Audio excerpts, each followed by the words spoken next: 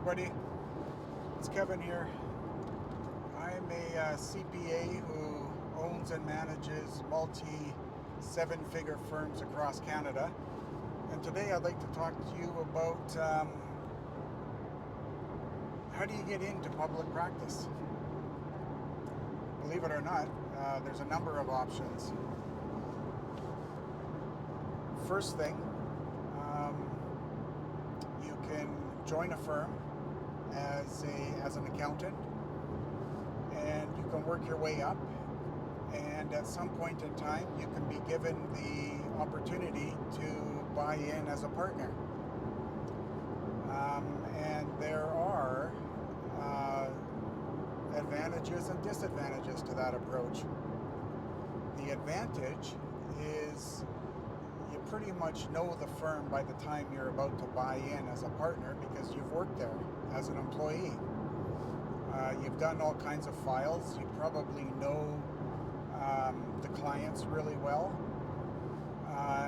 and you know the culture of the firm. You know whether or not it's a place that you want to continue to grow your career. So those are some of the advantages. Some of the disadvantages are actually the reciprocal of the advantages. Some of the disadvantages is you may not actually enjoy or appreciate the firm culture, or you may not be able to do anything about it if you would prefer it to be a different way or a different type of culture. You may not enjoy the partners who you are partners with. You may not enjoy the clients. And actually, at this point, you may be asking yourself, then why the heck would I ever buy into a firm like that? And I'm not saying you would. I'm simply stating, and usually, you're not going to have all of those factors at play at once. So you may absolutely 100% enjoy the culture. You may love the clients, but maybe you don't get along with one or two of the partners. You're probably not going to have all of those variables at play at the same time, because if you did, why would you buy in? You wouldn't, and you probably wouldn't be there long enough to even have the opportunity to buy in. So there's that. But the bottom line is, that is most definitely one way that you can become a partner in a public practice accounting/tax firm.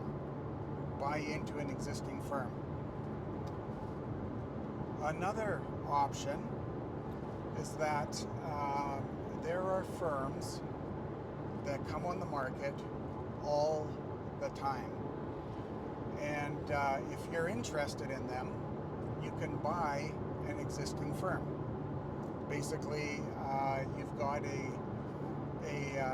proprietor or a principal of a firm who either decides that they want a change in career. I've seen a few of those, but most of them is they are retiring and they just want out. They've got some of them have staff, some of them don't. They've got a client list, usually corporate clients, T1s, maybe some trust returns, and those they come on the market on a regular basis. And there are a number of brokers out there that these firms will sign up with to try to sell their firm. And believe it or not, I'll tell you, the accounting industry is one that is moving at a fairly quick pace in regards to firms that are coming on the market and buyers who want to buy these firms. For example, I purchased, for myself, I've purchased I've purchased 4 firms, and I've been involved in 7 potential acquisitions. 3 of them fell short. And I can tell you that if you're interested in buying an existing firm, you better be prepared to move quick. Because when you have a good firm come on the market, it's on the market, it has offers within the first 2 weeks. the prospective purchasers are then doing their due diligence, usually for the next 2-3 weeks before the closing date. But the reality is, you do not have weeks or months to think about it. If you figure out that you do want to buy into an existing firm, you literally have days to pull the trigger on something if you find a firm that interests you. Now, the third way that you can get into public practice is if you have your CPA designation, Chartered Professional Accounting designation, and you've gone through the public practice route with your provincial association, and you have your license to practice in public practice, you can simply hang a shingle on the wall, and you can generate clients organically, or you can do paid marketing.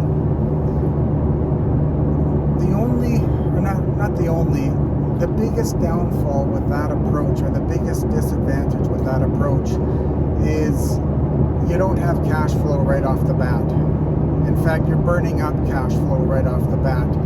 And usually, anybody who's in that scenario, you're either dipping into your savings, or you're dipping into your RRSPs, or perhaps you're dipping into your line of credit or whatever. But your initial costs, they add up pretty quick. I'll give you an example. Rent, depending on where you're at, but if you're in a fairly populated metropolitan area, your rent's going to run you upwards of $4,000 a month. Your IT is going to run you, usually there's an initial capital investment of at least $5,000 to $10,000 in that. You're going to have a receptionist, hopefully slash bookkeeper, slash accountant technician, someone who can help you not just answer phones, but someone who can actually do bookkeeping and that sort of thing. That person's going to run you on average probably $4,000 plus per month. So right off the bat, you're probably going to be into it on a monthly basis, burning up, upwards of $15,000 a month. Plus, you've got your own personal living expenses. So, depending on what that is, you could be in it for $20,000 a month, and you don't even have one client who's walked through the door yet. And usually, if you don't have a commercial building already and you are leasing, well, they want first month and last month's lease. That can easily be $10,000 right off the top. Not to mention damage deposit and the whole bit. So it adds up pretty quick. And I'm not even talking about you doing paid ads yet. We're simply talking about you being able to turn the lights on and put a key in the door and open it up.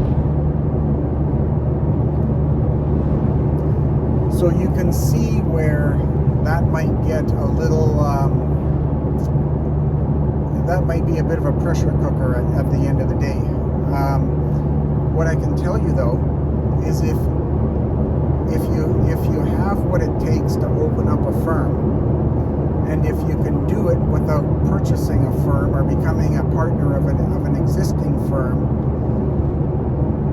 the clients will come. That part I guarantee you. In fact, I'll take it a step further. I can tell you this: for every client who may leave your firm, there's 2 at the door that want in.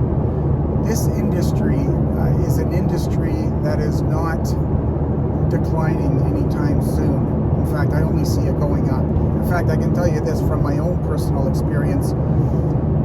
In one of our locations, in fact, 2 of our firm locations, I can tell you that there are firms who are not taking on any more clients. They've got their client list. The partners are happy with the money that they're making. And at the end of the day, that's good enough for them. They're not interested in going balls to the wall, being there 7 days a week, working 24 hours a day. They'll go Monday to Friday or Monday to Thursday, and they'll do their 8 hours, and they've got income that they're guaranteed is going to come in every single year. And there's some merit to that, for sure. The only thing that makes me hesitant about putting a shingle on the wall is that initial cash flow burn. To me, the 2 most important things when it comes to buying a business or starting a firm is cash flow and time. If I told you that you could get your own firm without using a dime of your own money, and you could have instant cash flow the day you turn the lights on, would that interest you? And I'm thinking for most of the people who are listening, yeah, that's going to interest you. That's the way I got my start, and that's the way that I have run my accounting firms year after year after year. Like I say, I've been in the accounting tax field now for upwards of going on 20 years, and I have yet to spend a dime or a penny of my own money. And what I'll do in another video, I'll get into exactly how I did all that, and you guys can see whether or not that's something for you. Or, you know, some people like a good hard challenge of putting that shingle on the wall and having sleepless nights wondering when that client's going to come through the door, and seeing the next bill come through the mail. Of course, I'm being sarcastic when I mention all that. I don't think anybody likes that. But that's the reality of starting your own firm from scratch without having an existing client list. So there you have it. You got 3 ways that you can get into the public practice industry.